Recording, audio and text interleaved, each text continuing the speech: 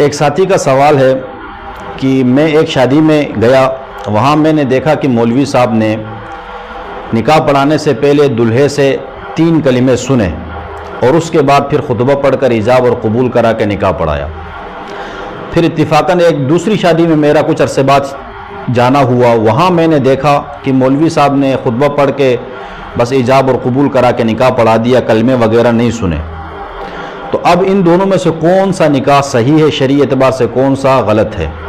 کلمہ پڑھانے والا یا بغیر کلمے والا؟ اس کا جواب چاہیے۔ تو اس کی وضاحت شرعی اعتبار سے یہ ہے کہ نکاح کے وقت کلمے پڑھانا کوئی ضروری نہیں ہے۔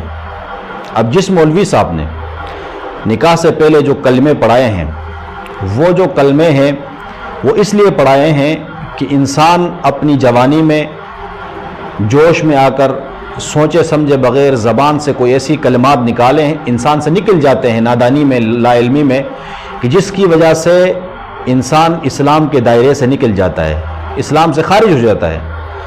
تو احتیاطاً بعض مولوی صاحب کیا کرتے ہیں، نکاح سے پہلے اس کو کلمے پڑھاتے ہیں تاکہ اگر اس سے کوئی اس طرح کی غلطی ہوئی ہو، کوئی ایسا کلمہ اس کے زبان سے نکلا ہو جس کی وجہ سے وہ اسلام کے دائرے سے نکل چکا ہو، تو کلمے پڑھاتے ہیں تاکہ یہ دوبارہ سے اسلام کے دائرے میں داخل ہو اور اس کا نکاح صحیح ہو جائے۔